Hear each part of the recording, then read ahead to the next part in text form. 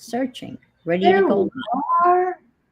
There we Oh, are. okay. Hey, Hello. hello. Hello. Hello. And hello, everybody that will be coming in. Yeah. I don't know. Hello. Oh, Hello. boy. Uh-oh. Hello, everybody. You heard that one, huh? That is bad. Wait a minute. Okay, there we are. That was me. Sorry. Jeez. I Okay. pulled, I pulled out the chat and I forgot to close the stream. Oh, maybe you won't need to wear earbuds. iBuds. No, earbuds. Earbuds. Hello? All good. I don't hear an echo. Nope. Okay. I even pushed this out. There's Barbara. Hello, Barbara. Hi, Barbara. Good to see you. Oh, Ah, Teresa. yes, and Carol's here too. Whoopee. Yes. Pleasant surprise. And Mitzi and Mary Lou Nettie, and Mitzi, Nettie. I've been Pam. Pam and Lisa, and I've been following Nettie all over the place. We've been bumping into one another in streams that we didn't even know existed the other day. Oh, wow, that's cool. It was a live kind of crafting show, right, Nettie? And they had all these different artists, and it was Scrapbook, SC, something or other. I don't know. And there was Nettie as the names went flying by. Oh my God. It was just like, I saw Nettie's name go flying by, and Violet's name went flying by. Hi, Oh, Jen. must be someplace I don't know about. It Hi, was Jan. a live kind of all day, I guess, 2 day thing Oh, where they wow. had various artists doing various things. It That's cool. was scrap. It had three initials. Scrapbook, actually S something something. Three initials standing for something else.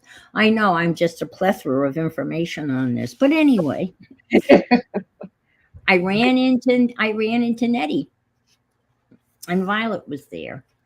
And then Scrapbook.com. was it okay? Is that it? They had a weekend long extravaganza type of thing with various artists sharing their talents. SBC Fest. There Thank you you. go. I'm assuming that Janet found it. No, actually, Nettie put that in. Oh, thank you. Hi, Laura. Good to see you. Oh, there it is. SPC, not CBD. We were talking about that this weekend. I've got a lot to my friends visit. So, well, let Hearts. me start out with Let me start out with a reading. I have no idea what we're going to read, so I'll just open the book and go. Let's read. Ta-da! All right. While you read, I will mute. Okay, I've got the Guy Next Door. Let me bring my camera's way up hanging from the ceiling. No, not really, not quite that far away, but pretty far away. All right.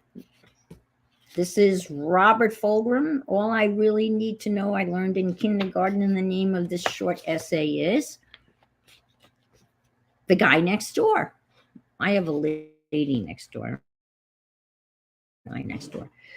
For several years, I lived on a steep hillside in a decrepit summer cottage that had what a real estate agent called charm, which meant it was a shack with a view. In keeping with the spirit of the house, I let the yard go, natural, letting what wanted to be there, and take care of itself without any help from me. I remember announcing from the front porch to all living things in the yard, "You're all on your own. Good luck." Up the hill above me lived Mr. Washington in a sleek ranch style shingle dwelling with a yard kept like a combination golf course and arboretum. It was his pride and joy. An older man, insurance agent, and a mighty cooking champion when it came to barbecue ribs and brisket. Mr. Washington was also black, and I am not. I am putty colored, actually. It was the late 60s, and I was an agitated ad, I can't even say it, activist into civil rights, peace, and being obsessively liberal about anything you cared to mention.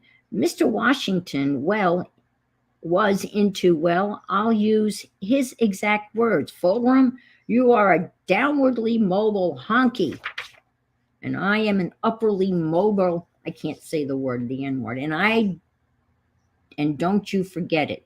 Then he'd laugh and laugh. He looked down on me in more ways than one, and I looked up to him in more ways than one. An odd twist of sociology. It made me nervous when he used the N word. I didn't mind honky. It had a benevolent sound when he said it. But the other word, but that's what he called himself, and he always laughed when he said it. Mr. Washington looked down from his porch onto my ratty residence with amused and tolerant contempt. He said he put up with me because I could cook better chili than he could, and I had the best collection of power tools in the neighborhood. Sometimes we played poker, and we both shared a fondness for fine cigars and the fact of wives who did not. We walked in the same marches of the times, the ones about racial justice and peace, and we liked the same music, jazz. Once spending most of an evening comparing the solos of John Coltrane and Johnny Hodges. Always there was his laughter, no matter how grim or serious the world might get. He saw the comic strip we called We Were All In. He had the best laugh I ever heard. In an uncommon way, we provided a reference point for one another as we sorted out our daily lives, as you will see. He's dead now, and I really miss him. I think about him when I cook barbecue, using his recipe for sauce. Mine's not as good as his. The secret ingredient was his laughter when he cooked. So that was titled The Guy Next Door. So that's our reading from Robert for this Sunday, our first daylight savings Sunday, right? So it's now going to be lighter longer. Yeah, no, I didn't even realize the time changed. Yeah, my automatic clocks automatically jumped ahead when it was still like 11 o'clock, and all of a sudden it was midnight.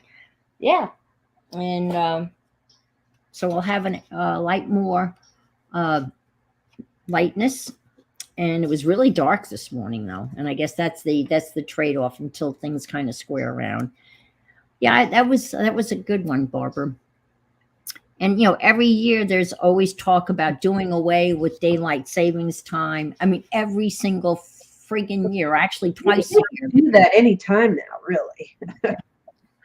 I guess the discussion comes up twice a year. Every time to change. Changing and doing the other times.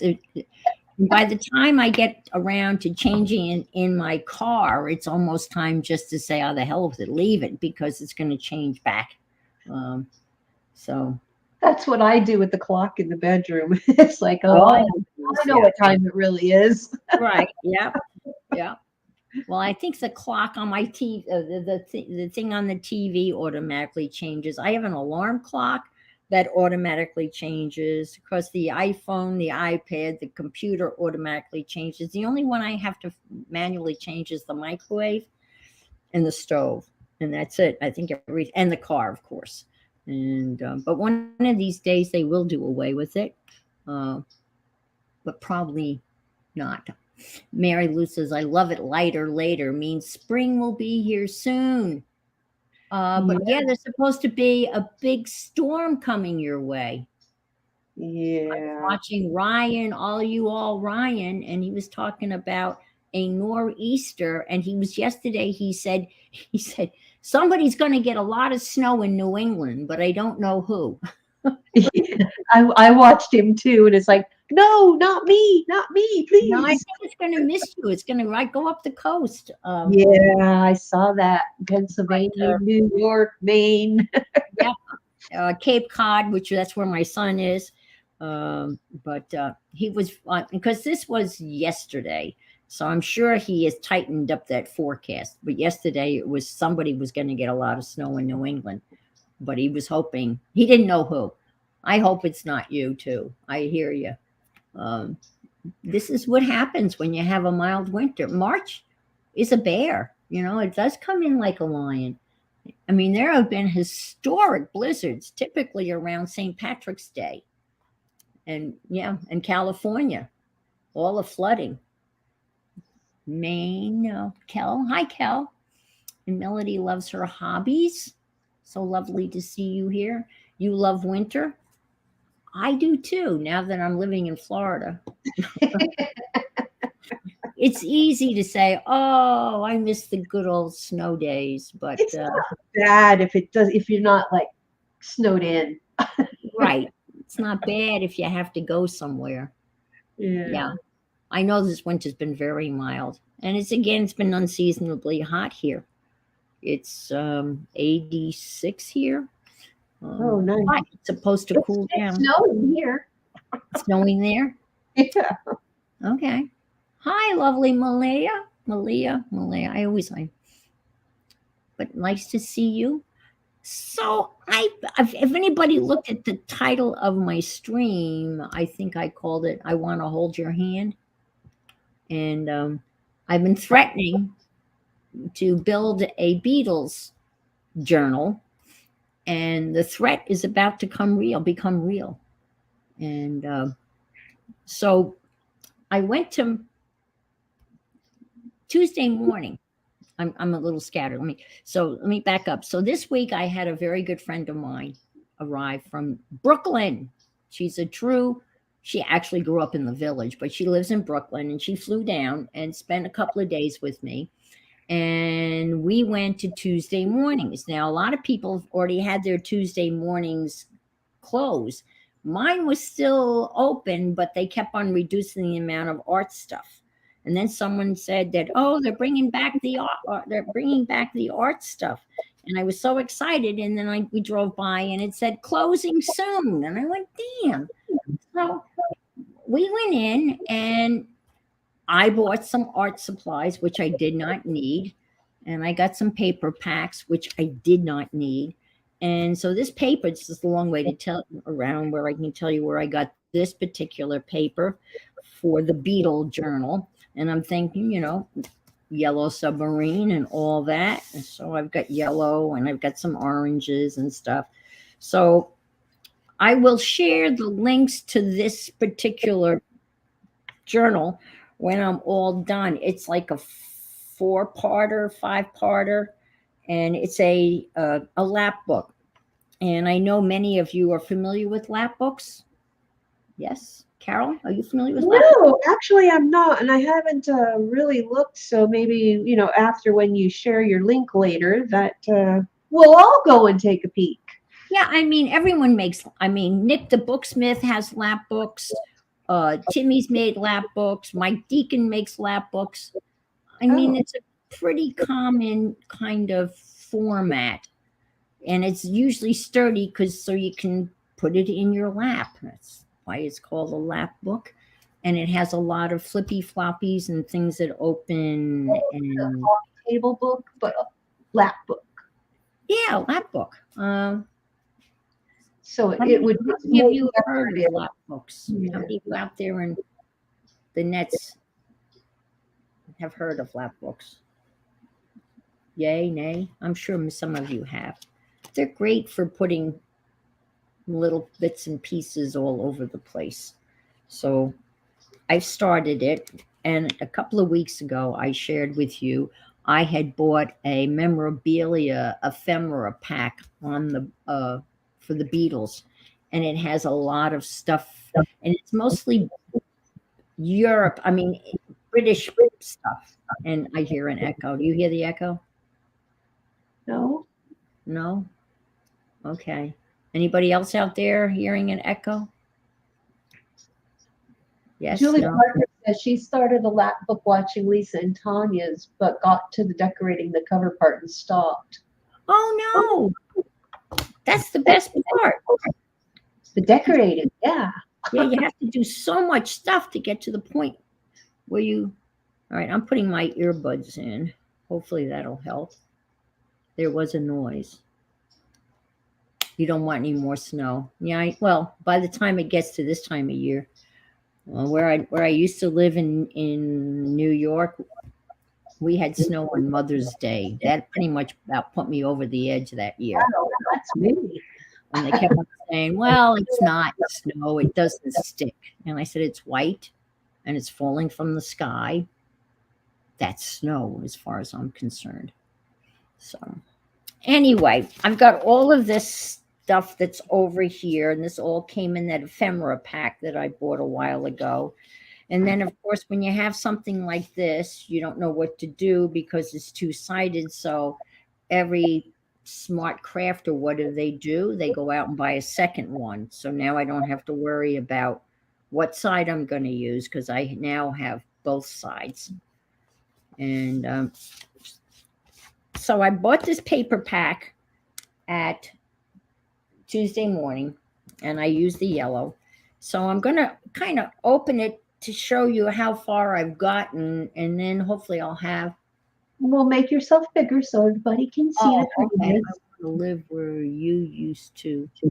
Oh, you like snow? Oh, you would love it. Pick Yes. whatever's best for you. Okay, let's do this. How about this? There you go. Because I'm not doing anything right now, and I want to see your book. Okay, all right. Yeah, Melody, I lived in southwestern New York. So if you looked at New York, it kind of shaped like this, and it goes like this and like this. I was way over here. I was 40 miles from Lake Erie. And that's we got so much snow. We got lake effect snow off Lake Erie. And it would snow from Halloween to Mother's Day. So if you like snow, man, that's the place to be. Wow. Okay, perhaps paper, especially, I need two of. Yep. So it opens up like, well, obviously it's going to open. Duh, that's a stupid statement. All right, so it's going to open like so. And again, it opens and it opens and it opens. Stamperia. Actually, this paper was Recollections, which is Michael's paper. And then just plain old black cardstock. And I will put this back. This is one of the papers from the ephemera pack. And this isn't glued down yet. But again, it has things that open and open.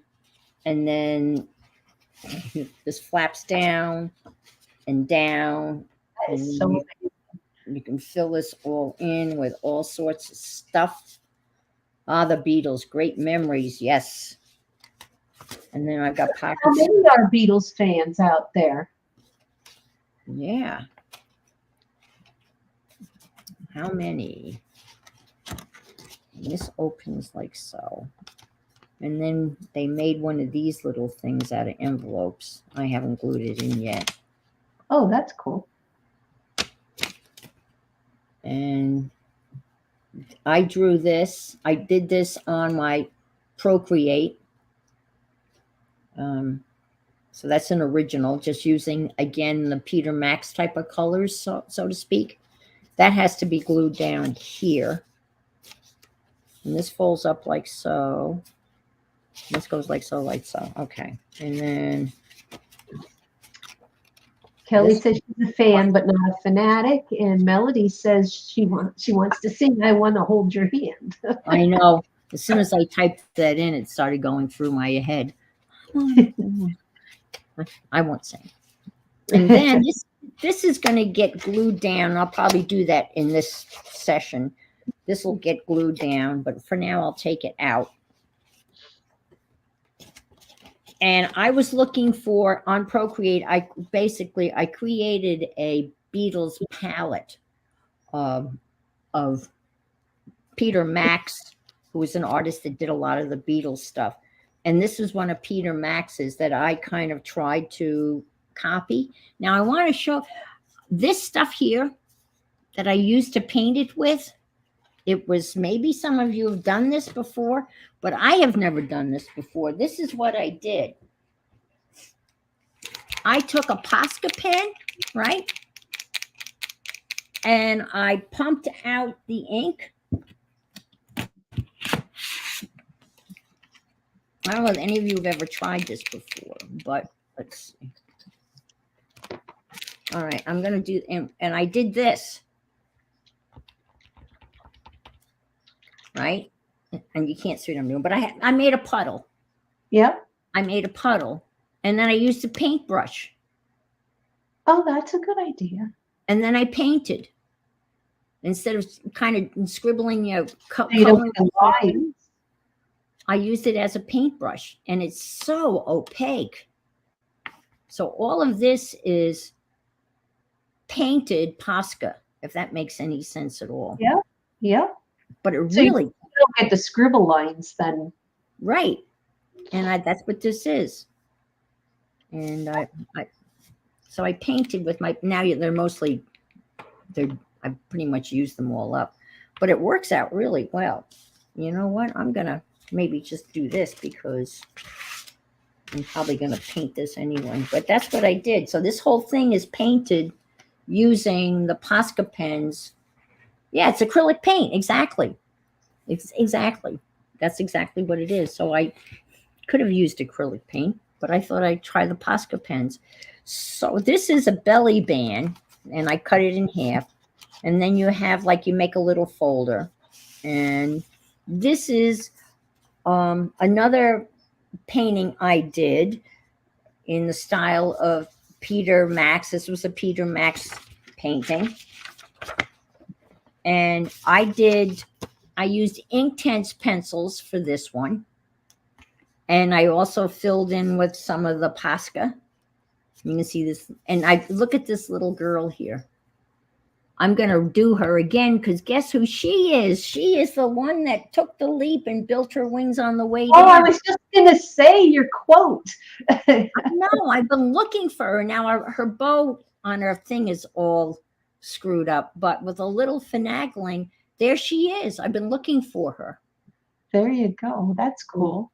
There she is. And then this is another Peter Max that I did on my iPad and printed that out. So that becomes a folder. And this is a picture out of a book that I have. So again, you can see where I can add a lot of stuff. Hi, Chris. And then this opens like so. And again, it opens and opens and opens.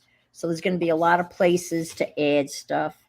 And this side opens also in a kind of like accordion type of thing. And this, I can't wait to put pictures in. This is a,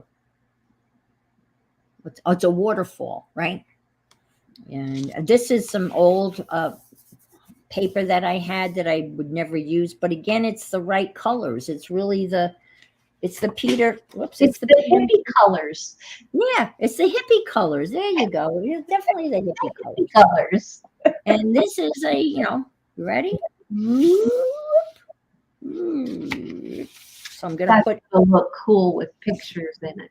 And I've got all of the little beetle pictures that I'm going to put in there. Some of them will fit anyway. So that's all going to get filled with pictures and such. And there's a little yellow submarine thingy. So I've got a lot of pictures that I have that I can start. Malaya has a Posca pen. She wants to know how well do they store. Oh, I've had mine for years. I don't know about mine. I didn't have very long, and they just, I don't know. Mine are the really fine tips, though. Okay. Yeah. So I don't know what tip size yours is, but the ones I had issues with mine. Oh, okay. I've heard. Well, I have. So there you go, Molly. She's had hers for a very long time. So I've had mine for years, and this is the bigger nib.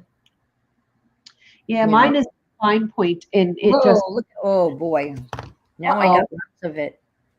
And I just pressed that down once, and now I have. You're lucky it didn't splat on your book. I know, how silly of me. Ooh. Look at that. I got lots of it. Holy moly. Let me get a paintbrush. Oh, look, you'll get to see how well you can paint with it. Whoops. Except my paintbrush just fell apart. Oh, So- wow. Whoops. Whoops. I'm just falling apart, just like me. But it paints beautifully. I mean, look at that.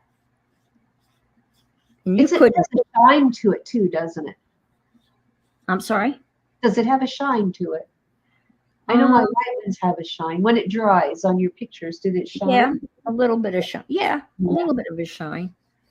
But I like the way that it's when you paint with it, you don't get any marks. You know what I'm saying? You don't get any marker marks, I guess, because it's like a marker. And you can see how nicely it paints on.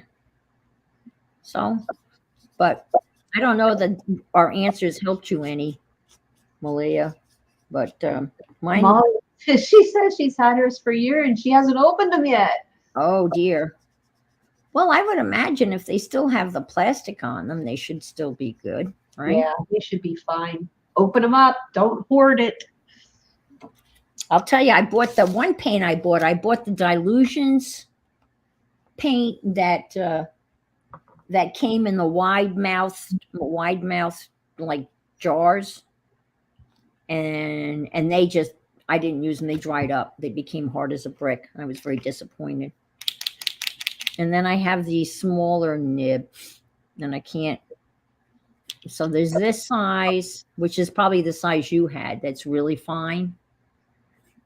Yeah, even smaller than that. Okay, all right. Smaller And, than and they have some that are really big. They're like wide. I mean, like 1/4 inch wide. I just have the two sizes. I'll tell you, the person that has the most extensive Posca collection I've ever seen is Kathy Berg. She has got hundreds of Poscas in every imaginable color and size, and they have neon side, neon colors, like kind of a neon limey. But I haven't bought any in a long time. I only have the white. The white, yeah, the white is. Yeah, I like it for stars and splats. Yes. Yeah, I agree. And I think I don't do stars very well. Some of them, it's funny when you're doing them by hand, every once in a while you'll get a near perfect star. Yeah. And then you'll get one that's kind of drunk. It's not. It's like a snowflake. No two are the same. There you go. Well, but that's what I've been playing with. And I thought I would do some gluing with you folks today. I just wanted to show you how far I've gotten with this venture. And I've got the hardest part though, Anne, is the part you're at now. I'm sorry? Isn't that the hardest part? Like getting your flaps and everything to create the book. That's the hardest part. That's the most time consuming. And then of course now as a very good friend of my ex's and mine, who was an artist, we talked about the artistic decision, and you have to stop and think, all right, what am I going to use? Am I going to use purple or am I going to use yellow? And, the artistic decision part and what's going to work. And then you get to that point of the story, so to speak, and you have to figure out what you're going to do. And now there's another hole again. She called them, she didn't use the word layers. I guess she used the word platform. But there's 3 platforms. There's another one that has to go in so that when you close it, and she's got all these magnets, which I love, but when you close it, it's going to be kind of even. It's going to be like there won't be any, this will all be kind of equally fat, if that makes any sense. Hi, Susan. Lovely to see you. So happy you could join us. This is I Want to Hold Your Hand, Beatles, or We All Live in a Yellow Submarine. However you feel about the Beatles. Did you know their first hit was Love Me Do? No, I didn't know that. Yeah. Love Me Do. Yeah. I vaguely remember that. They I had a mean, lot. Beatles were my whole. They were my whole life. Well, not my. I don't mean to be. I mean, not my whole life. I had a life, kind of, but from 12 to 21. You know, that's when I discovered them when I was 12, and they broke up. The Beatles broke up when I was 21. And that happened when I was in Mallorca. And we were devastated. And of course, when John was assassinated, that was another, one of those I remember where I was type of thing, so it was tragic. And then that dashed all the hopes of them ever getting together again. Barbara Clark's got an English muffin and a second cuppa. Well, a second cuppa. Yeah, I have my tea here.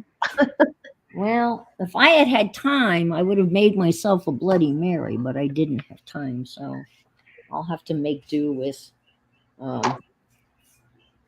sparkly stuff. Sparkly stuff. Sparkly stuff is good sometimes. Yeah.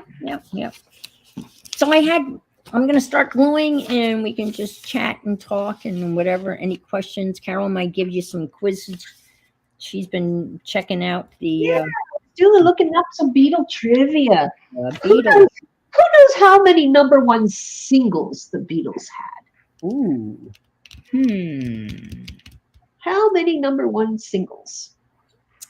Number one singles. Drinking water. That's good, Mary Lou. Oh, wow. That's a hard one. Number one singles. They had a lot of singles. Yes. Well, I guess 45s were very popular back in the day, right? Yeah. You remember the 45 and you had the little thing that you put in the middle of your turntable? Yeah. Kellyanne says 13. Nope, more than that. I sent all my records to my son. Oh, cool. Yeah. They're not worth that much. I was surprised because I was looking to see whether, I guess they're readily available. 25. No. Lower. Lower than 25? They had 20. Oh, wow. 20 number one singles. Huh. That's interesting. Yeah. More than that. Now, when they came to here's another one. How many albums did they have?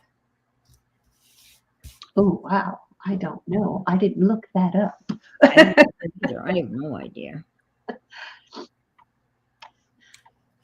I don't know. I don't think I even owned them all. I know I had quite a few, but I don't think I had them all.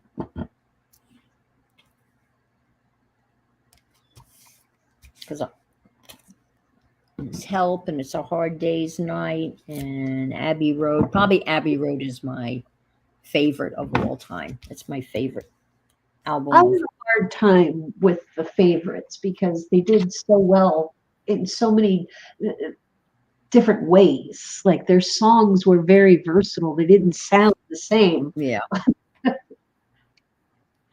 Well, my father, in his famous last words, they're never going to amount to anything. Okay, Dad, And now you step into any elevator, and what do you hear? Muzak playing Michelle. I mean, it's like, because my father-in-law said the TV would never catch on either. It's amazing. And he was a very bright guy, but he said, it's never going to catch on. Let's see. I used to watch that. Let's see. Is that Rosemary of Rusty Peacock? It is. Rosemary. Rosemary. Route 66.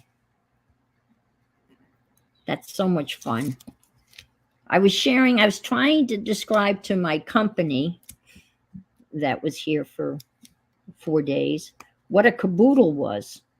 And I showed her my funky fish, and then I proceeded to try to explain to her the concept of caboodle.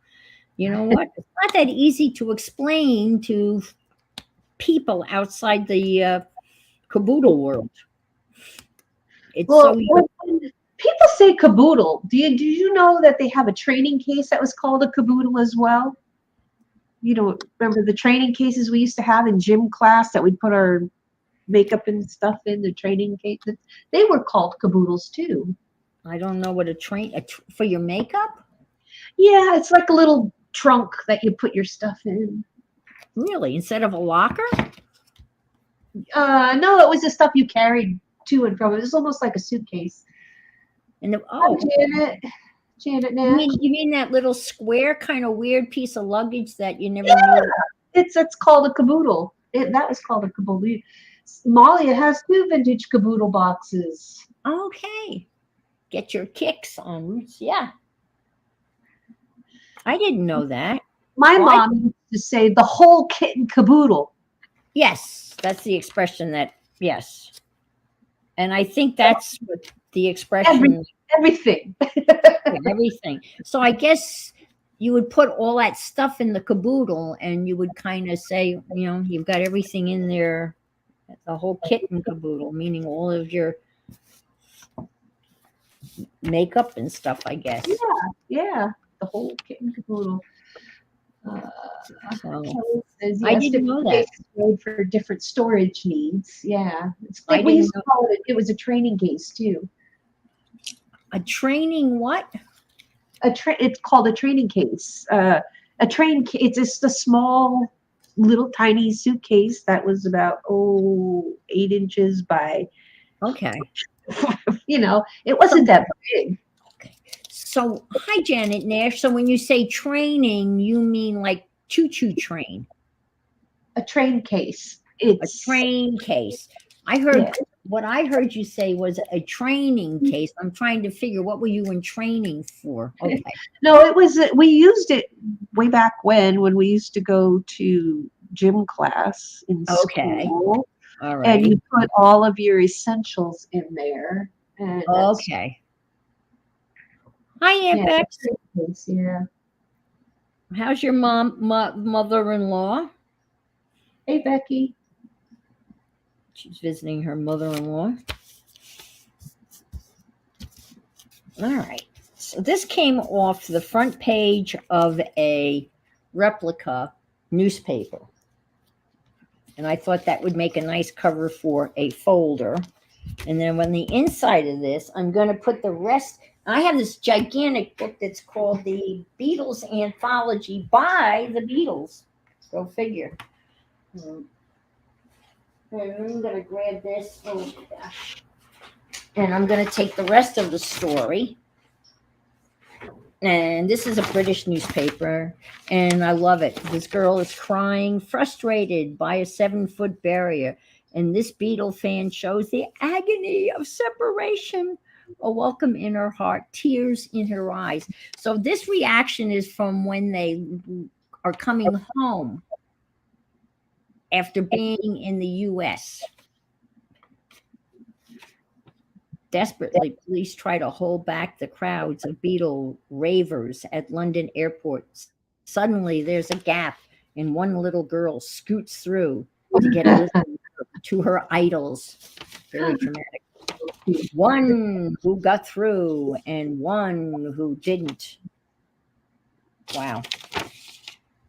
Pretty dramatic stuff. Yeah, could you imagine being in that group of people the way they acted way back when? No, I can't, You would get mauled, run over.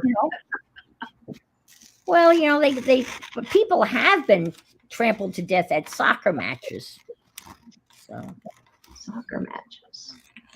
People. Football. hell no. Well, I did see them in concert. I've told that story many times, and I was so upset because there was so much screaming. You They couldn't. could have just been mouthing. They could have just been mouthing the words. No one Wow, would have known whether they were singing or not. that's bad. Yeah, I was very upset. I didn't come to hear a bunch of idiots scream. I just came to hear them. And I think I told the Righteous Brothers were their opening act. And they arrived by Huey. They arrived by a helicopter in the middle of the Righteous Brothers set, one of the songs, the Righteous Brothers. And I guess the Righteous Brothers were so upset that they just walked off the stage. Now, I don't remember them walking off the stage because I was very distracted by the Beatles arriving, I guess. Malia says she bought John Lennon's Imagine album. Oh, okay. Awful album. Yes, yes, yes. I had John Lennon's book, and I thought maybe that might be worth something. Nah. He wrote a little book called In His Own Right, Write, and he had some little quirky little illustrations, but you can buy it used, obviously, for, I think the most I saw it was for $25. And I tossed that when I was moving. I figured I'm not going to need this. But no value other than, the fact that he wrote it, I guess. Oh, look at this. One of the best laid tables, Unity Cutlery. There you go. I'm going to save that. I kind of like that. Here's typical London weather, right, Janet? Occasional rain, probably preceded by snow over higher ground, will spread from the west over the whole country. It'll be followed by brighter weather with alternating showery and sunny intervals. That pretty much covers it all. Temperatures should become milder. Tomorrow, rain or showers in all areas. I wonder. Too bad Rain or rain or showers. What's the difference? Isn't that the same thing? Rain and showers? I guess. This is the Sunday Citizen, and this was February 23rd, 1964. I am assuming the weather hasn't changed much since then. It's rather vague, right? But that's worth kind of just saving for another thing. I'm going to use that for something else altogether, but let me cut this out and start kind of finding a way to put this stuff together. And like so. I like that. The one who got through and the one who didn't. Amalia says she was so disappointed in the album because the song Imagine is great and John Lennon is great, but Yoko, not so much, huh? Not so much. Well, Wings, it was just not, Wings was it was an okay group, but it's just not. That was Paul McCartney's. But when I went to Spain, I brought a reel-to-reel tape recorder. Oh wow! And I recorded a bunch of albums, and I had the adapter because it's a different electrical current, right? And I had all of these. They were, I guess, they were maybe 6-inch reels. The old tape. Not cassette. This is before cassette. It was reel to reel. And of course, I had Abbey Road on that and many others Beatles songs. And that's what we listened to all year long. I brought the music. I was pretty popular. My room was where it was at. We had music and other fun things too that we probably should not have had, and we were very fortunate. Janet and I would spend a lot of time. Janet, not Janet Nash. Janet, my Janet, my Your friend. Janet, yes. Yuskevich, um, married name Daly. Uh, we went to a raw bar here called Bunky's. And you could get T-shirts that said, "I've been shucked at Bunky's." Or "Go shuck yourself." Yeah, I bought the party. Janet Nash's Anne brings the party. Uh-huh. Uh-huh. That's right. A while back, Barbara Clark had said, "Do you remember 8-track players?" I do. Yeah, my mom used to have one. I used to play them. I had the cassette, and you remember it was a big deal to get the built-in cassette player on your car. Yes. Yes. I never had that. 8-track. I had cassette, and then never had 8-track. I mean, I know what 8-track is, and but we listened to Abbey Road a lot, and then especially our favorite song was "Here Comes the Sun." Because you stayed up all night and you were waiting on it. Kind of, but not really. Kind of, yeah, maybe some nights. But Daya, the village that we lived in, was up in the mountains, and the mountains were kind of like surrounded Daya, right? And Daya was like right like here, and it would take until 11 o'clock for the sun to come up over the mountains. So that's why "Here Comes the Sun" was a very popular song. That's cool. Because in the wintertime, it was very cold and damp, and there was no central heat. We had those portable gas heaters that were in the rooms, and we would all huddle around them. And then, of course, we went to London and spent a month in London in February. And you know how lovely that weather is, Janet Nash, right? Chill to the bones. Very chilly. Mary Lou had an 8-track in her Oh. Mustang. I don't even know what an 8-track player would look like. It's a big clunky thing. Yep, 8 tracks. Hey, Roll. Had them in. Okay. Hi, Raul. How are you? This.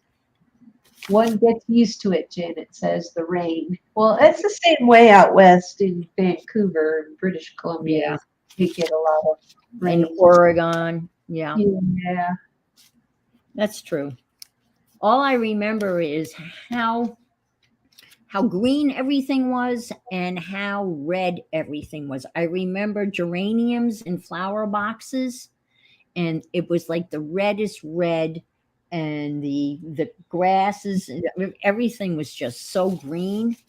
And I'm assuming it's because of the moisture and the rain. You know, it was just amazing. All right, I don't need bombshell number 3. This is about, they're talking about the Tories, Janet. Top Tories were reeling last night from the shock wave of the third bombshell. It was their blackest week since the voters sacked Churchill in 1945. Wow. This is a long time ago. We're not going to need that. And let's see, for all of us that are still hanging in there, let's see, it was on BBC and TV in 1964. Seeing and Believing, Money Matters, The Science of Man, Farming, there you go, Z Cars, News, Angelina, interesting. Do you still have Wheat Sheaf? Wheat sheaf. Full cream evaporated milk. It makes all the difference, you know. Okay. Just so you know. Okay, let's see if we can't find some place to put this stuff. This is, I apologize, folks. I was really hoping to be a little bit more organized. But You're doing good. I got this. So we need to find a place for this. I'll move this over here.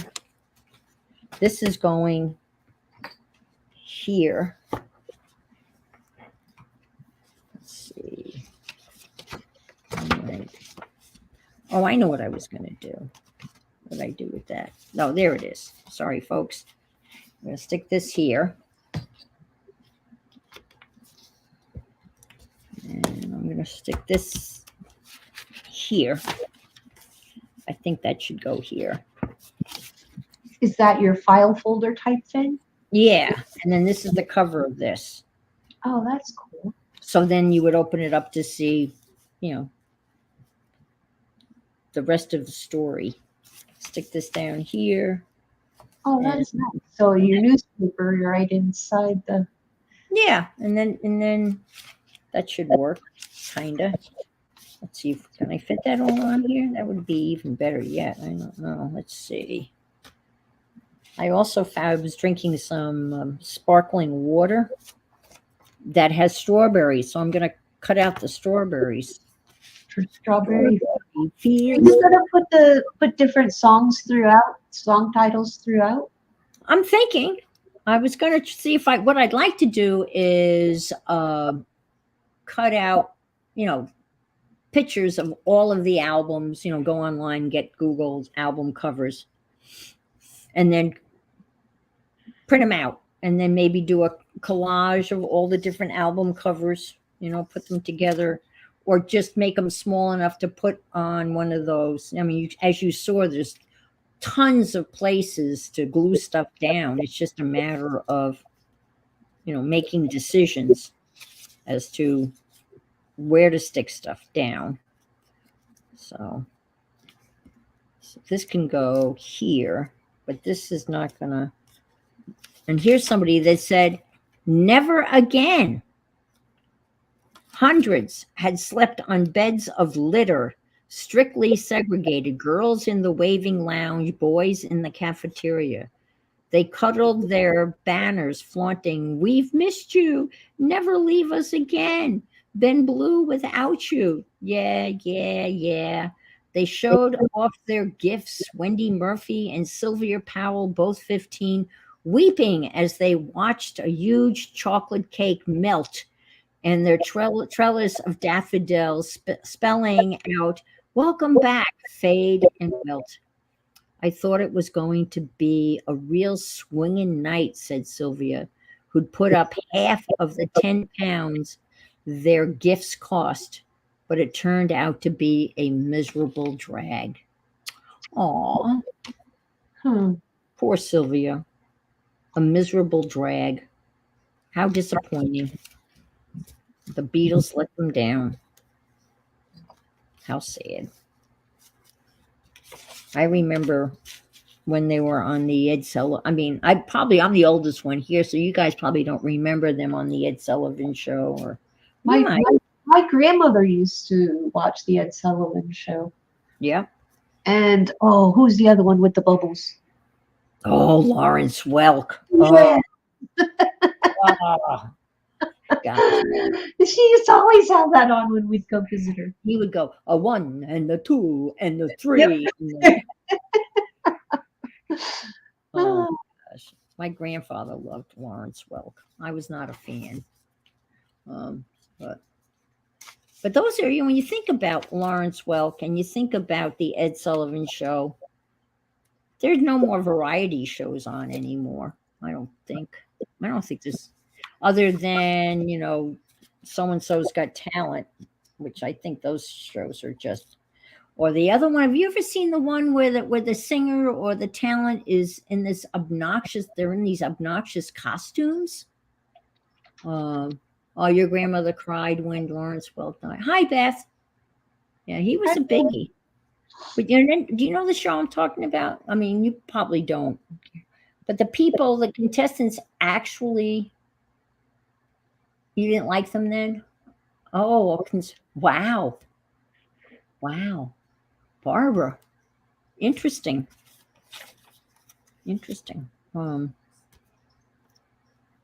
but there's no variety shows. You remember I'm on the Ed Sullivan Show? Yeah.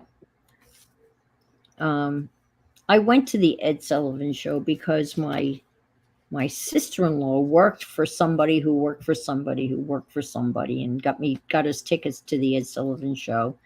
And we didn't see it when the Beatles were there, but we did see Freddie and the Dreamers live at the Ed Sullivan Show. And they sang Mrs. Brown, You Have a Lovely Daughter. Oh, I remember that song. Yeah. That was during the, what they call it, the British invasion, when you had all those British groups, Freddie and the Dreamers, and gosh, how many of you can think of any? Hi, Janet, in the lobby watching. Oh, that's a new one. We have someone in the lobby instead of the. I like that.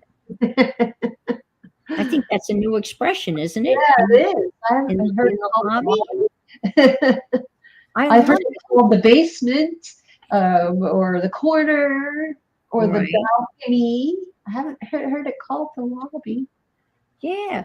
Well, I guess, Herman's Hermits. Yeah. I guess when you say someone's lurking, it's kind of a creepy term. It's like stalking. Right. It is. It's not a very, and I would much rather be considered in the lobby or anything would be better than being a lurker. There's better ways of expressing. As you can see, I'm having all sorts of issues here trying to get this all laid out. So, did you know Michael Jackson bought all of the Beatles? Yep.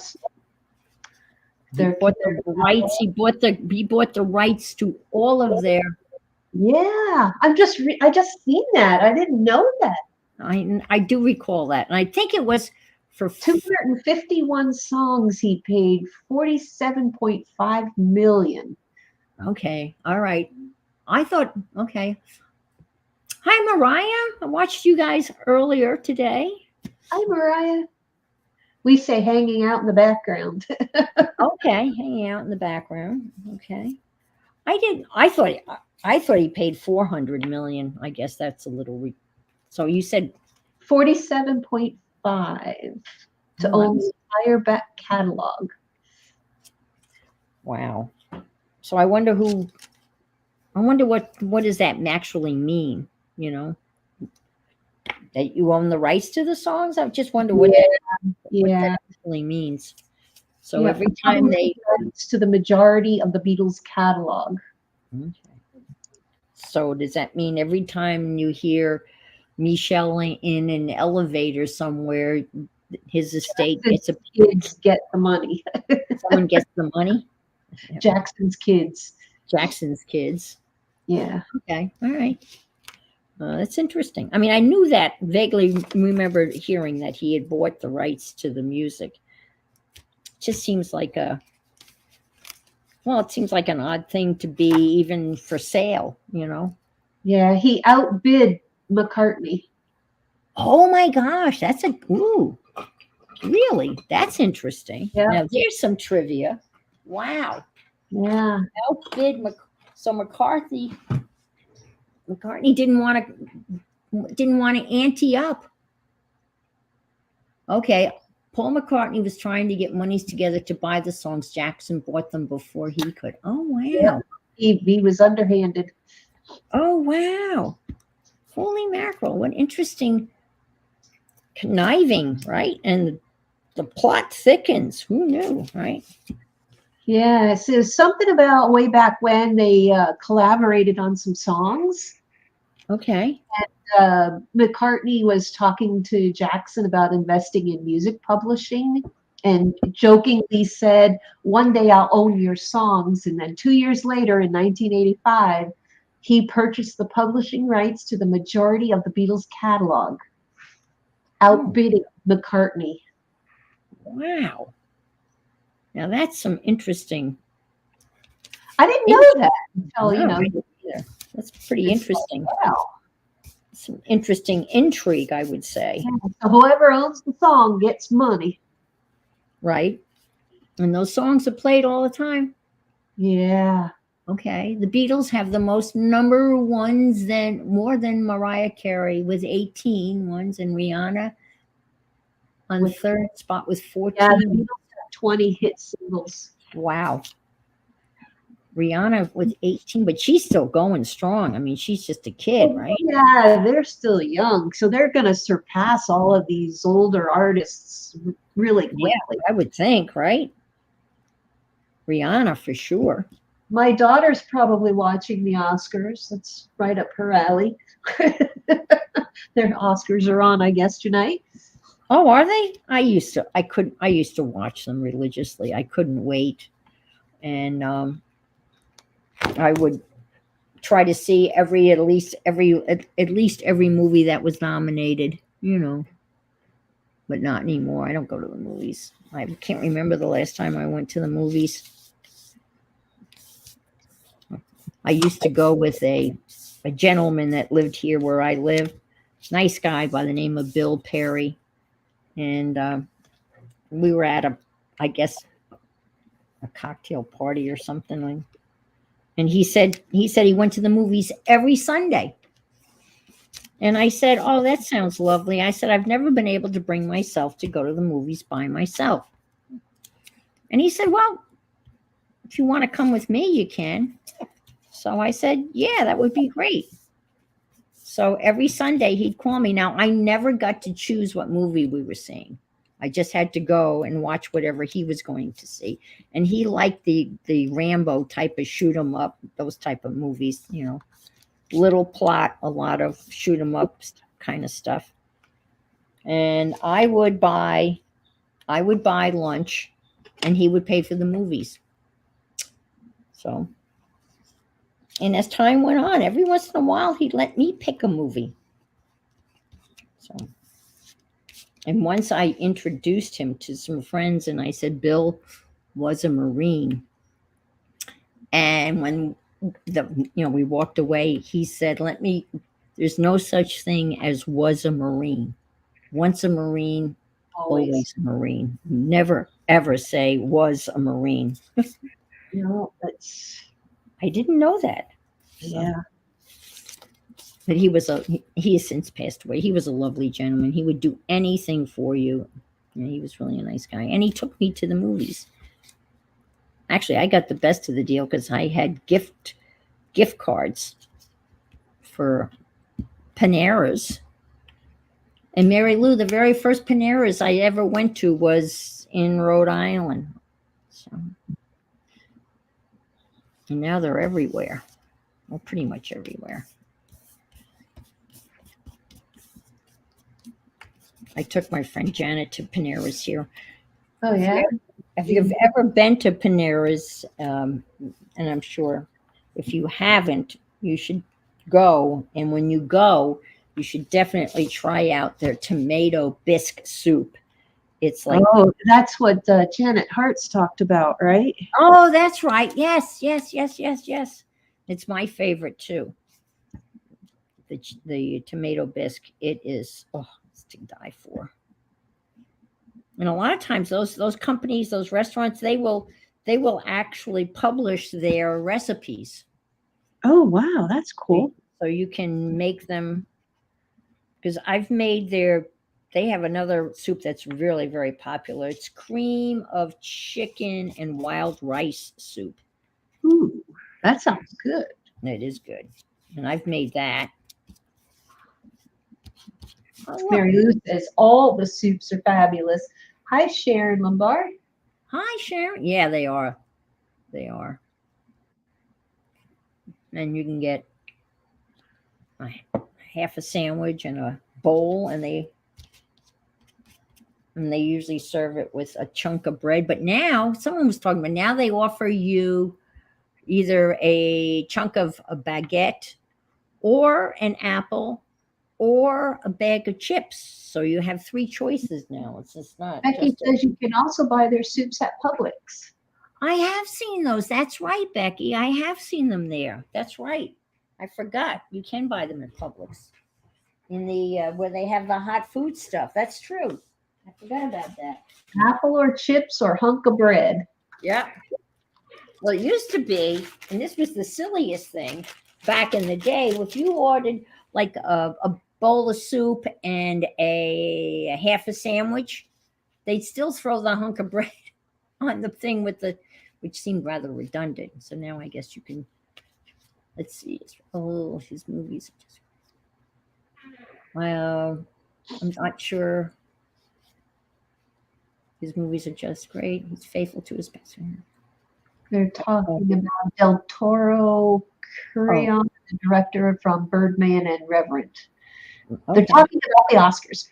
Oh, okay. Oh, and Birdman is about that's about Charlie Bird, the jazz guy, right? Charlie Bird, I think. Maybe someone can. Not that I can pronounce the names that they're talking about or anything. Okay. Oh, Inacio. Laskasu. Is that like potato soup? Like latkes? Laksa? Never heard of it. Oh, he is the Birdman director. Oh. Now but the movie Birdman, is that about Charlie Bird or I don't know. The reverent scene with the bear attacking Leonardo DiCaprio was the best scene. Okay, then. I don't know whether you meant that as it was a really good scene or you were happy that Leonardo was taken down by a bear. You know, we could take that any way. I'm not sure.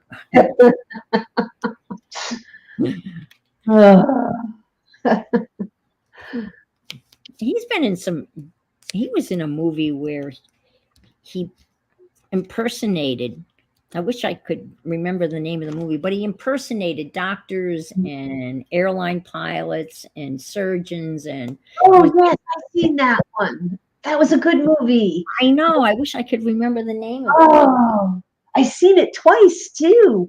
And the opening. Something with On the Run, or Oh, I think it is On the Run or something like that. Yeah. something with the Run. But that was a good movie. And the opening scene is he's got a toy Pan Am jet and he's soaking it to peel off the decal off the toy to put it on to make some false. Catch Me If You Can. Yes, that's it. Yes. I knew he was on the run somewhere. He's the fact to catch him. Yeah. Okay. Raul says not happy, but a thing you don't see always, Anne. When someone Leonardo gets attacked by a bear, I guess. No, I lost the train. I'm sorry. That laksa soup is an Asian soup with very hot spice. Ooh, that sounds good. That sounds really good because I like heat. Mary Lou says she knows a lot of useless information. Yes, I'm so impressed. Well, we knew the movie, we just couldn't remember the darn name. That's right.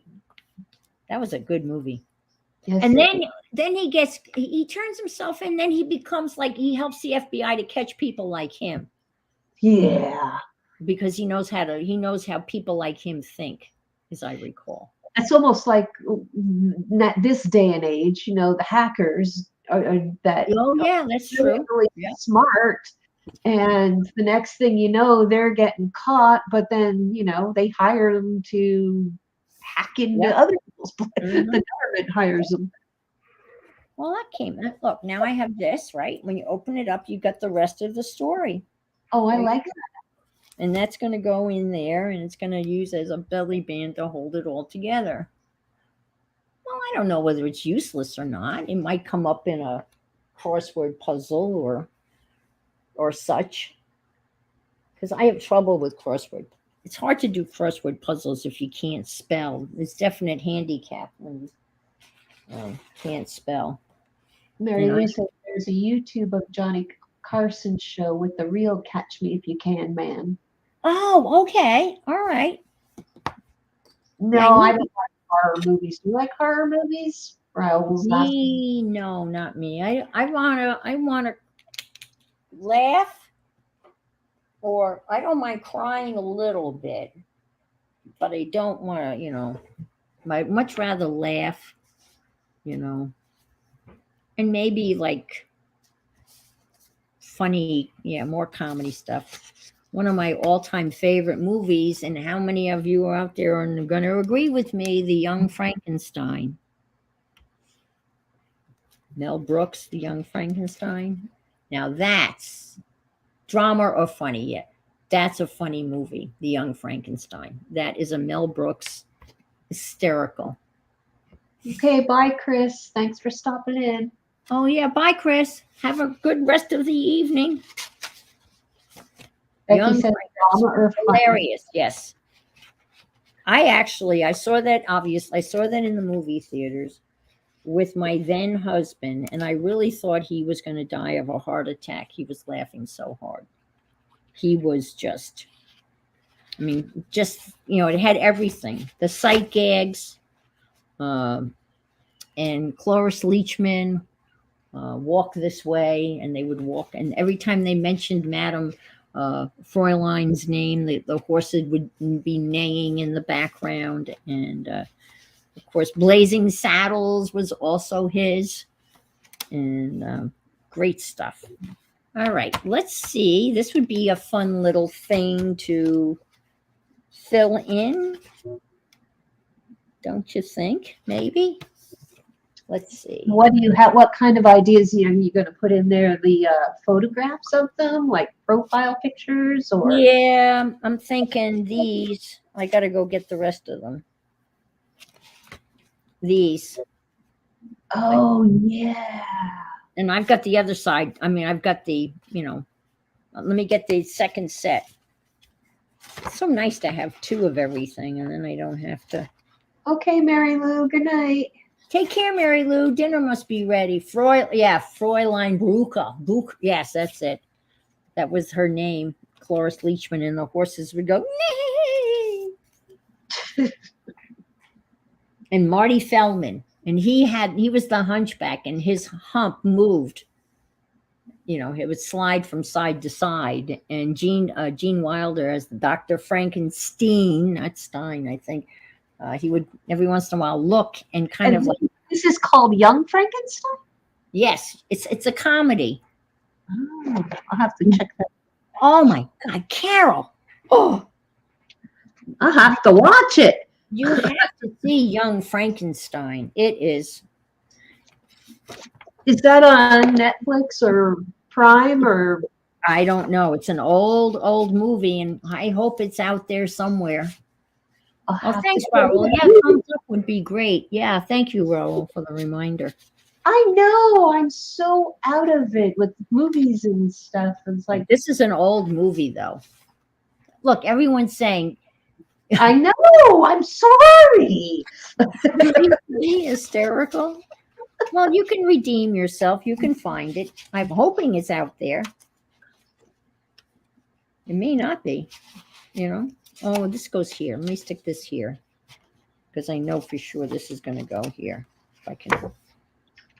Here or here? Here. Okay. I hope it's there. Let me see. Is it on Prime? Oh. No.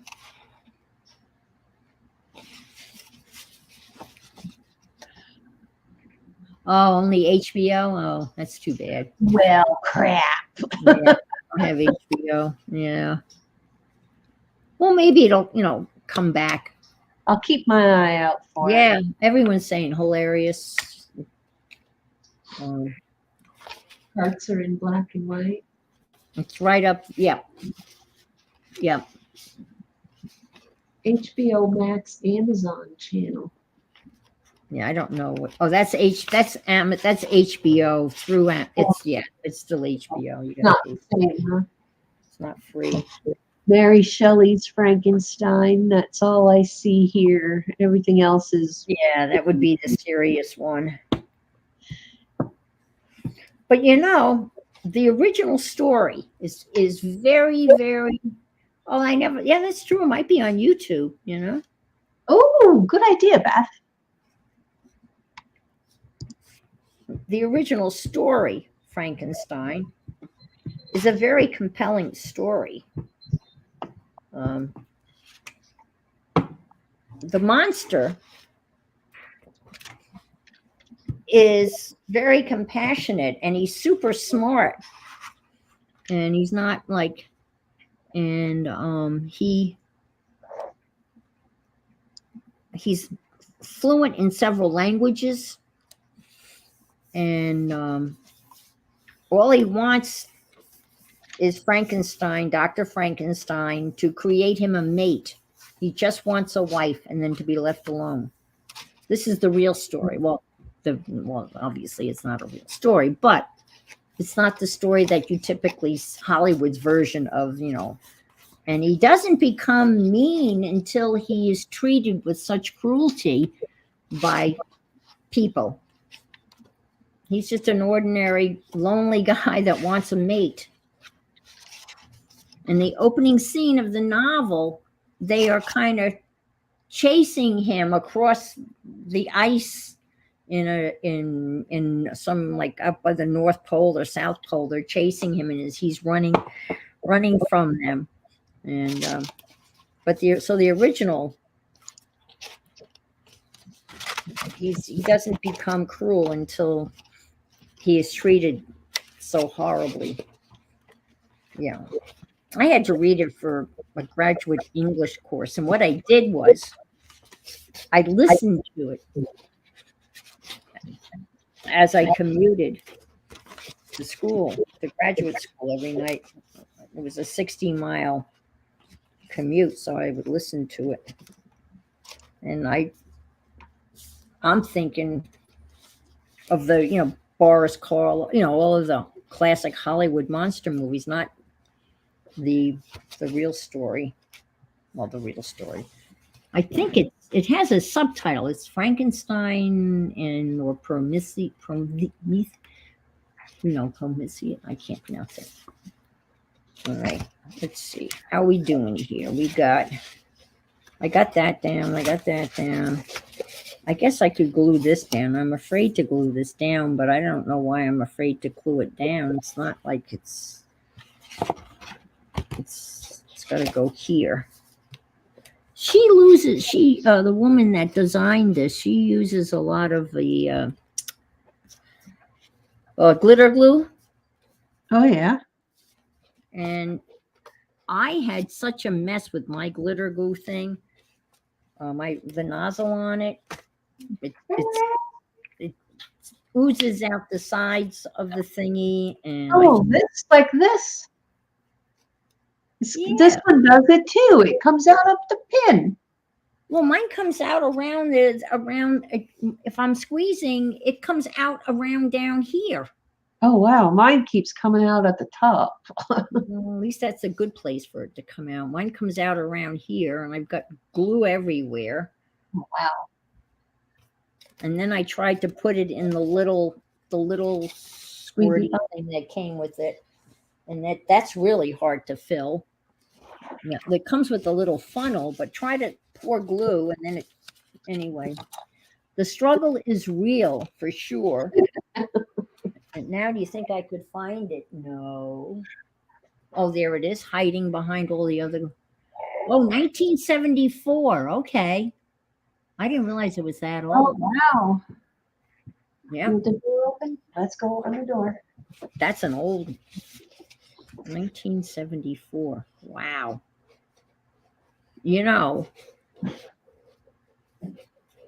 Well, my son was born in 1976. So the other one, I guess Blazing Saddles came out.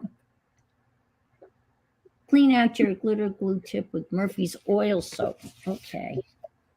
I know a lot of people have a stainless steel or a metal tip. And this is the plastic tip. So I'm wondering whether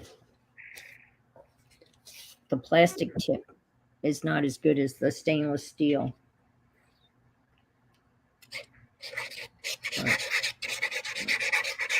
And I'll put some of this down. This stuff, when it sticks, it sticks. It's pretty serious. serious stuff.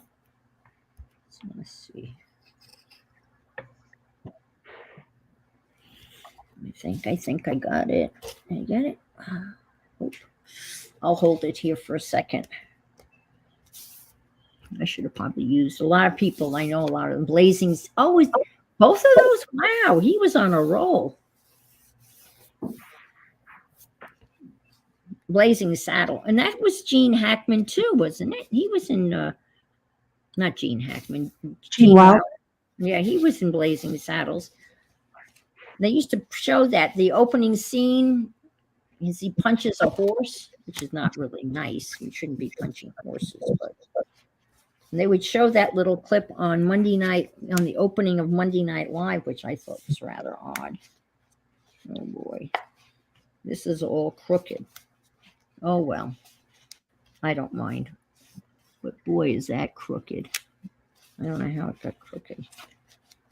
Oh, okay. It's okay. I don't know why it's crooked. I'm talking to myself. We all do that, though. Right, yeah. But this is really crooked. Jeez. Okay. Oh, well. It's fine. It'll all work out in the end. Or not. All right. We're going to leave that like so. That's why I was so afraid to glue that down. Maybe it's not as crooked as I thought it was going to be. All right, let's see. I got that. That goes like so. All right, I'm talking. This goes like so. Gene was a very tender soul and found. I'm sure he did. I just read a book. Well, I've read more than a book, but I Gosh, dude, they read the book. I actually read the book.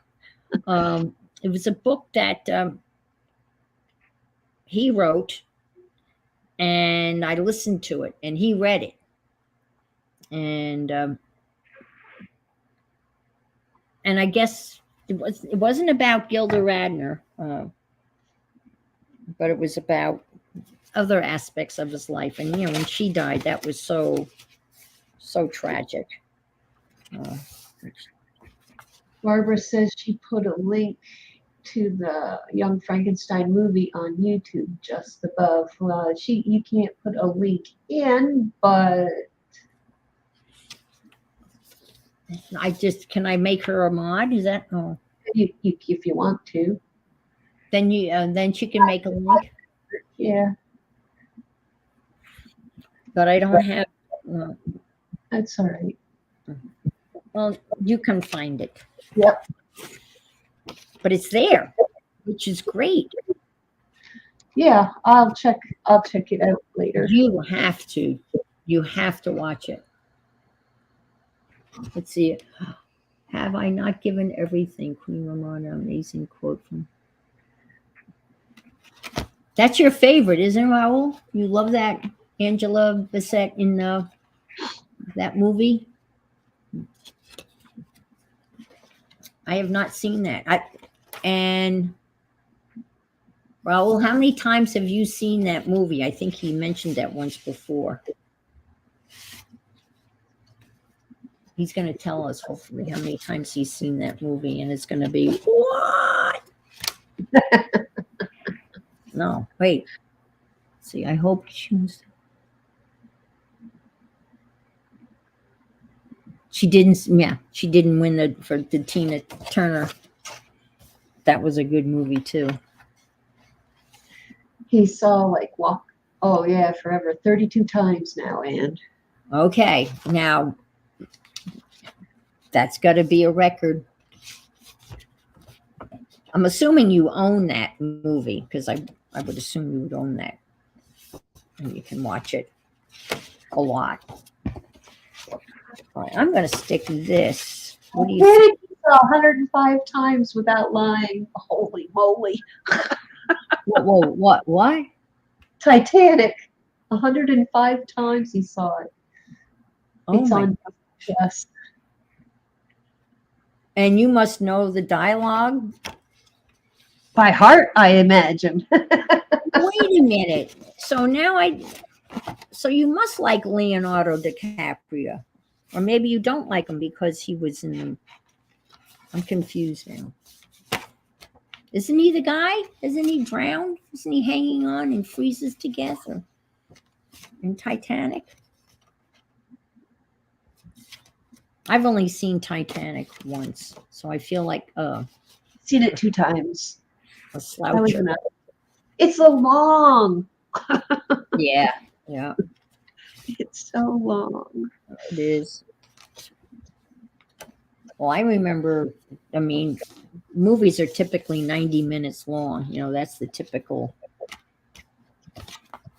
And I remember seeing Lawrence of Arabia. And that was so long, it actually had an intermission. Oh, wow. Yeah. An actual intermission.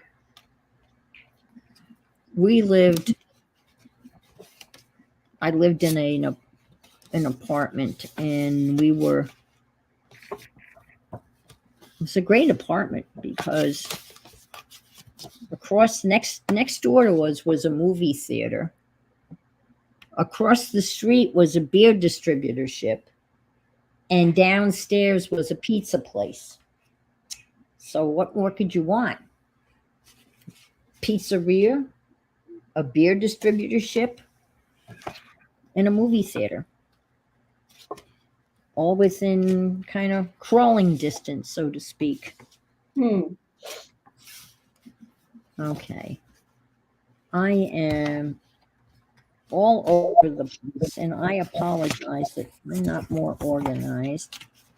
And I'm going to take this apart. All right, let me do this.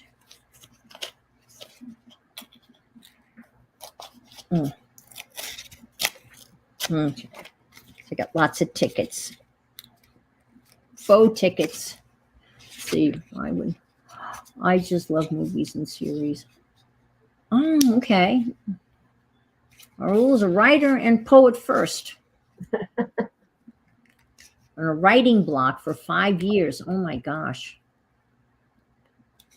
How did you break your writing block? Did that happen just one day you could just write again, or was it a series of events that kind of Brought it back. Yeah, what brought it back?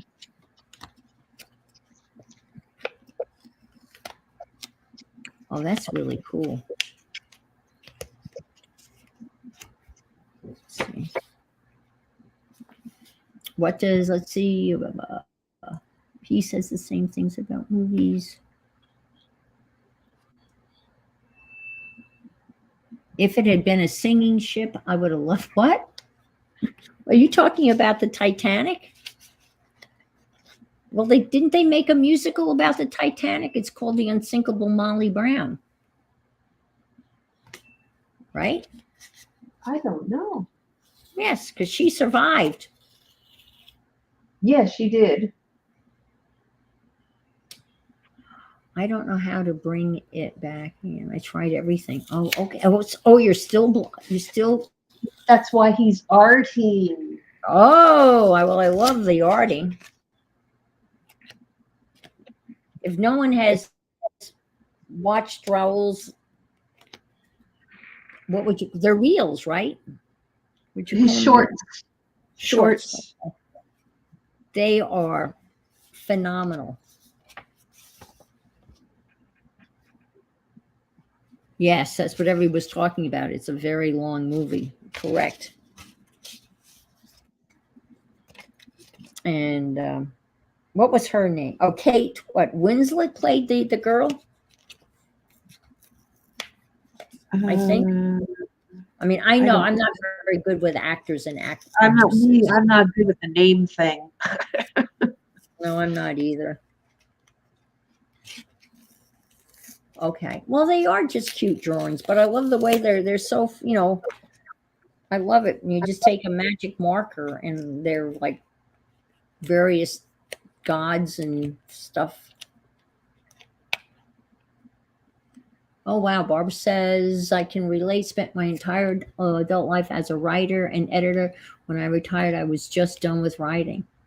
I pulled out my Neocolor 2s and just started playing. There you go. And never look back, right, Barb? Just kept on going. Yep.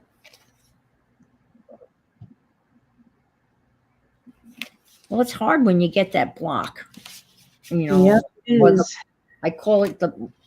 How many times have I said to you when we're getting together? I just have the blahs. I Yeah. can't do. There's just nothing. You know, you just can't seem to get motivated to do anything, and it's so frustrating. I'll tell you what's frustrating is these pictures don't fit. Mm. Oh man, they're not the right size. I am a mess. Wait a minute. I'm sorry. Let's do this. Mm. Oh, this sucks. They don't fit. That's very discouraging. All right. Well, I'm just gonna have to go upside down, and it's all right. I'm just gonna stick this here for now. This is gonna go here for now. All those people screaming and yelling and carrying on. Becky. The DEA officer stopped by their farm. I need to inspect your farm for illegal drugs, she said. Okay, but don't go in that field over there.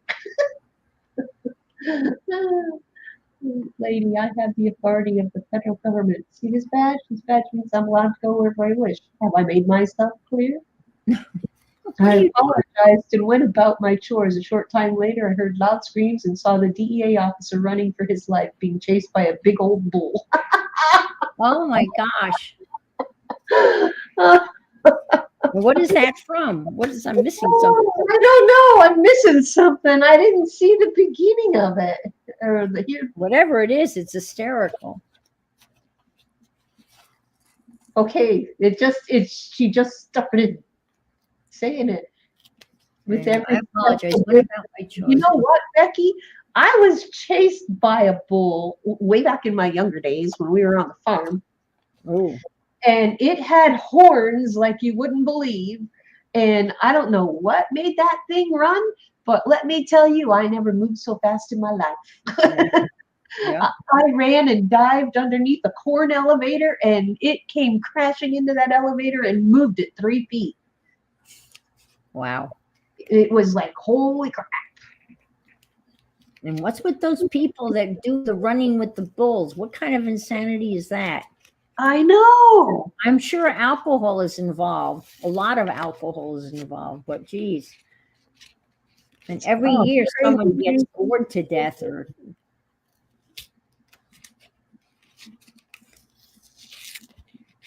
It's a joke.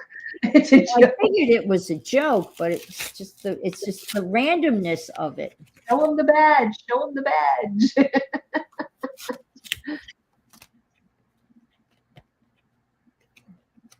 Weeding out, yes, weeding out the does. Yes. Oh, that's funny. Weeding out the does. Oh. Absolutely. Perfect. Your badge. Show him your badge. Right. That's perfect. Weeding out the does. Well, that's like the, what do they call those? The Darwin Awards. Have you ever read those? No. Oh my God. Next time, anybody, if you want to just type in the Darwin Awards, and it's basically tells you all the stupid thing people do and how that thins out the does. You win the Darwin Award, but you're usually dead when you win it. Oh. Because you've done something really stupid, like putting an RV on cruise control and getting up and going in the back to fix a cup of coffee, thinking that it's going to drive by itself. Yes, Darwin Awards. Amazing how stupid people can be. Yes, we have a Darwin sticker on our truck. I have the Darwin sticker that has Darwin with the feet, the fish, but the fish have little feet, little legs.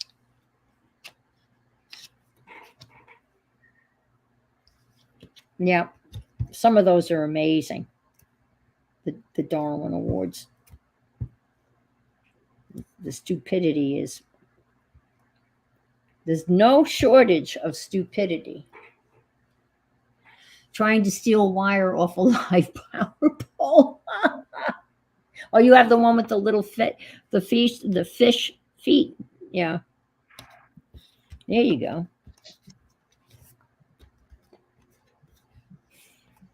And then I like reading about the amazing asinine lawsuits where a woman actually sues a department store because she tripped and fell and broke her wrist, but she tripped and fell over her own child. Oh, wow. But somehow felt that she could sue the department store for that. No, you don't get the Darwin Award if you, I think you have to kind of die. I don't think he survived his getting a cup of coffee. I could be mistaken, but I think that was the end of the dude. You know, there is some cost for stupidity,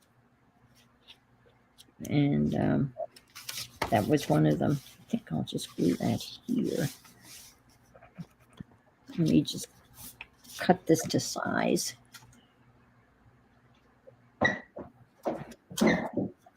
Oh, thank you.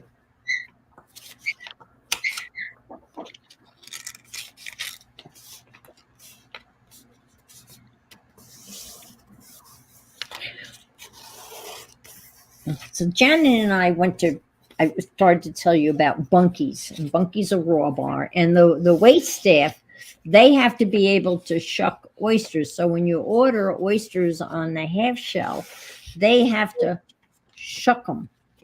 Oh. So they're shucked to order.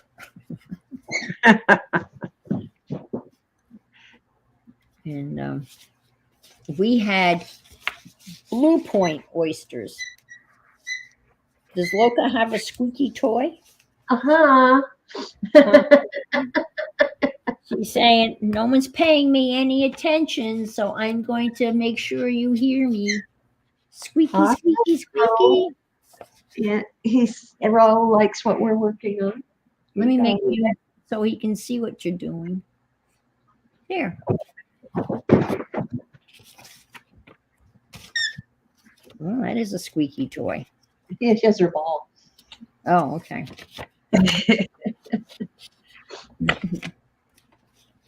So we had this incredible waitress. She was so nice. I mean, and pleasant.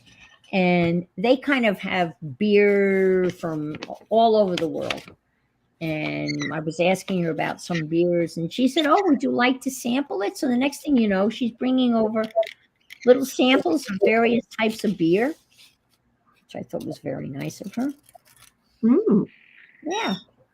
And there was one beer, and it was an IPA, Indian Pale Ale, and it tasted like Fresca. It was very interesting. It was very grapefruity.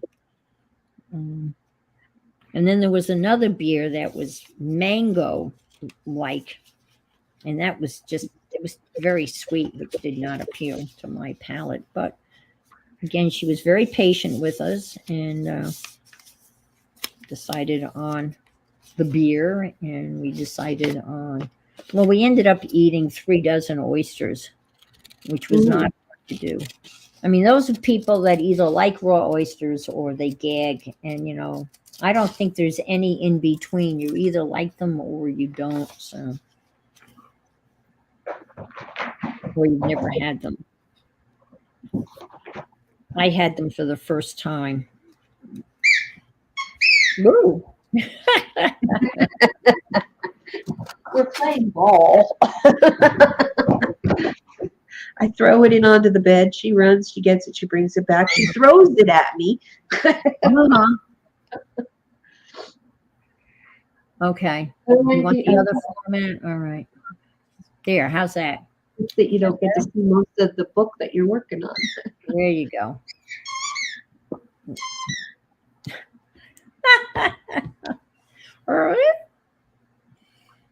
Yes. Janet says it sounds like fun. Sounds like fun for her. Yeah. That's cute. Thanks, Janet. Yeah, I have a like a waste paper basket thing that's filled with kitty toys. And they just go over. Well, Tiger used to just go over and knock it over and walk away. Mm.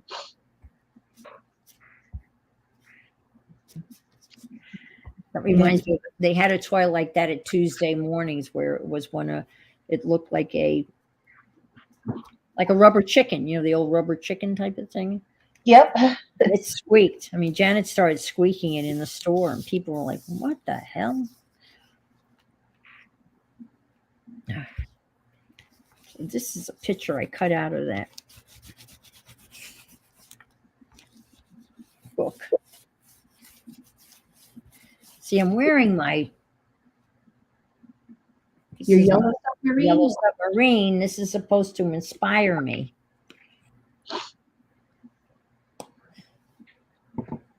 Let's see. Oh, you like that? Now I'm 6 inches tall? Okay. One pill makes me larger. One pill makes me smaller. Now I'm 6 inches tall. That happened to be Alice in Wonderland. Yes. Yes. This car is going. Okay, this is going to go here. I'm getting there. I saw like a part 5 to this book where she's got it cut out, like the cover here is cut out in the shape of something, and I think I'm going to do that. But I'm going to cut out the cover is going to be. I'm going to add, and it's going to be a cutout of the yellow submarine. I'm going to add this on a piece of cardboard. Oh, Lily. She walked under my.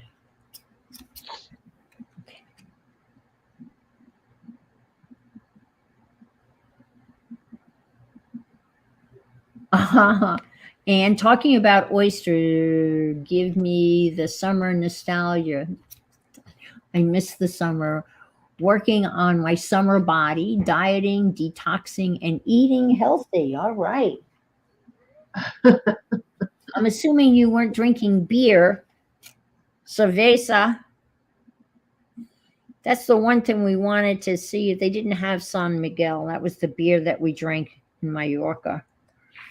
No San Miguel. Our favorite thing to say was dos cervezas, por favor.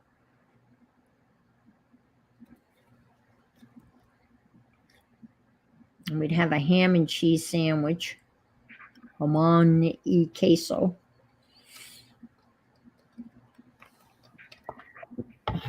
Janet and her husband they actually went back to Mallorca a couple of years ago. I was very jealous. Oh, wow. Nice. I wouldn't be able to walk.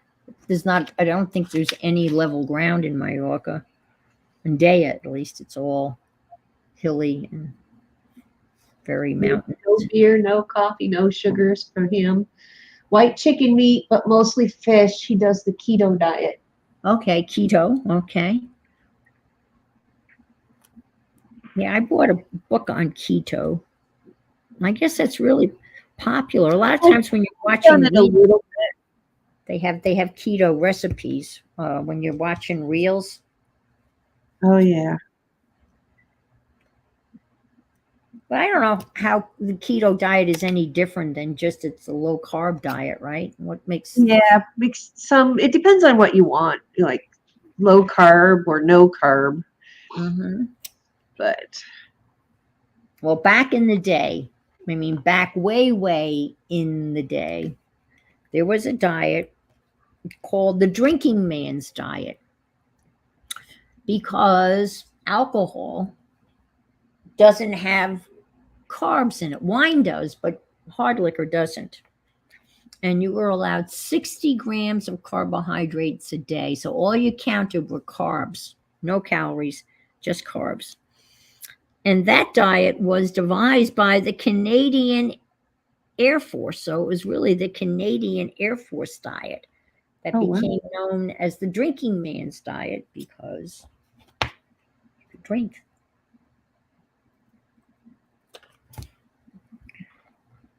That's the thing that I found to be the most, I know this is going to sound horrible, but I'm most upset about. I'm going to have my skin, my biopsy came back that it's cancer. So I'm very, It did. oh yeah, it did. Yeah. So I didn't expect that. Obviously, I don't think anybody expects that, but Oh, yeah, I don't think it's just, skin But- topical. yeah, I think, yeah. So they're going to do it. They're going to, I guess it's a procedure where they take really thin layers, and then they check it underneath the microscope, and they keep on doing that until there's no Clear. cancer. So I guess the whole thing takes about 3 to 4 hours. Oh, But it's not, it's what do you call it? It's yeah, they remove it. Yeah, they keep on going until there is. Oh yeah, it just starts. Yeah, it starts the 16th next Thursday, and then they won't do. Let's see, and when are you? I'm having it done the 16th next. Is that Thursday? I think Thursday. And it's done in the office, and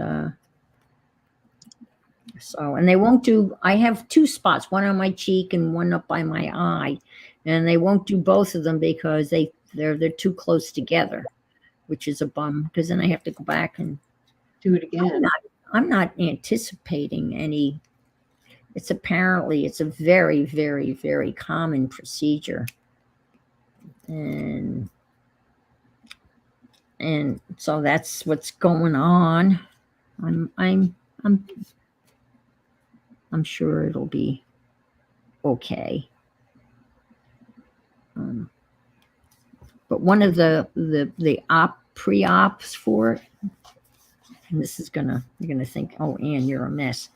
The one that I can't drink 3 days before or 3 days after. I'm going, what? Oh, and we'll have to have a streamathon for you, huh? Oh God. And everyone I'm talking to about that, they're going, don't believe them. I'm going, well, I don't quite understand that, but we'll see.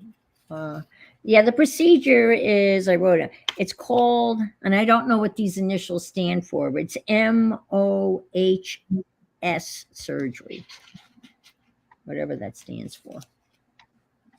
But I plan on being fine. I just have made up my mind. I didn't expect, again, when I had the biopsy done, I said I didn't expect it to come back.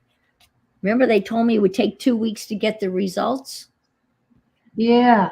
And then I got the results like really quickly. But I've got to get more information. They said that they would put the results in the in my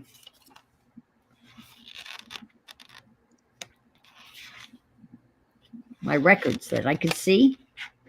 Yeah. But they're not there. So I have to, because I told my son, I told Dave about it, and he wants, obviously, he wants all the particulars. So I have to call the doctor's office. Well, it's interesting. He currently, he's basically a cancer research Yeah. scientist. And right now they're working, that's what they're working on right now, is skin cancer. Oh, wow. So he really wants to know. Yeah, I'll do fine. Well, no, just alcohol, Julie. They're just picking on alcohol.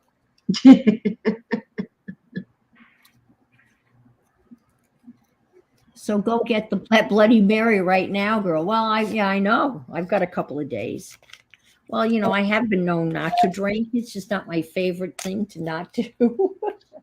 Brenda says it'll thin your blood. That's why you better listen to the doctors. Well, they asked me whether I was on blood thinners, and I'm not on blood thinners, so I'm thinking I'm okay. Yeah, so that's No, why. Yeah, I figured. And when the girl told me that, I said to her, "You gotta be kidding me."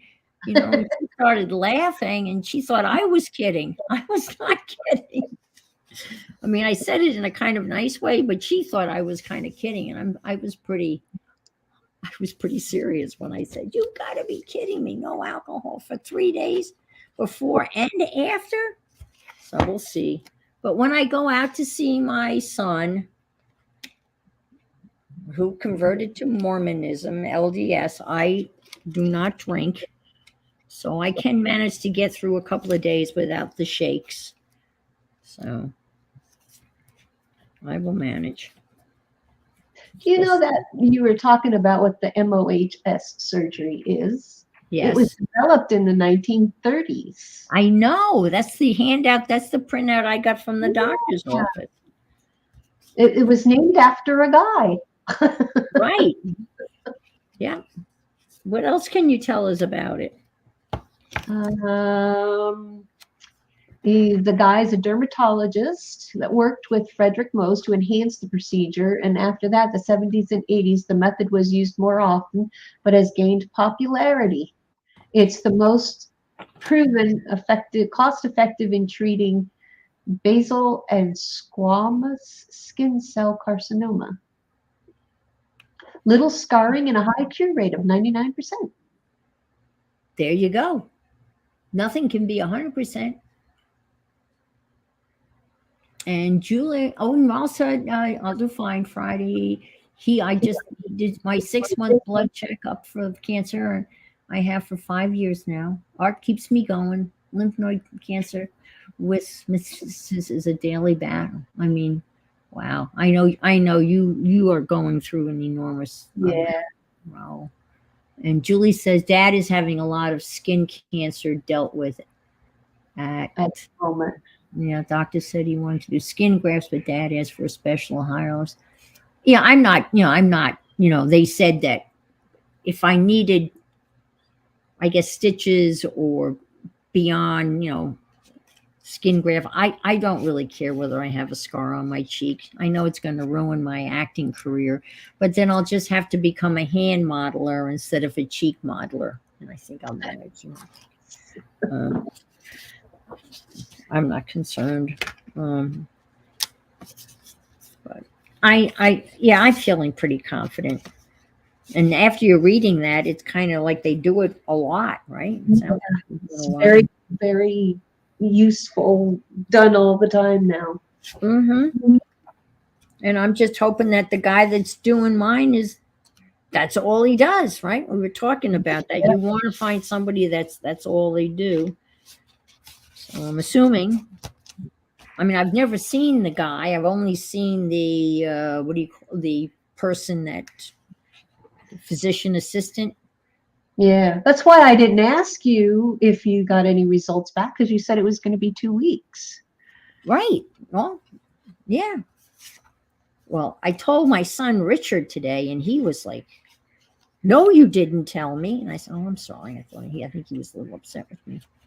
Well, it's been a rough week, let me tell you. And then his marriage is off. Officially, it's done. He sent the ring back.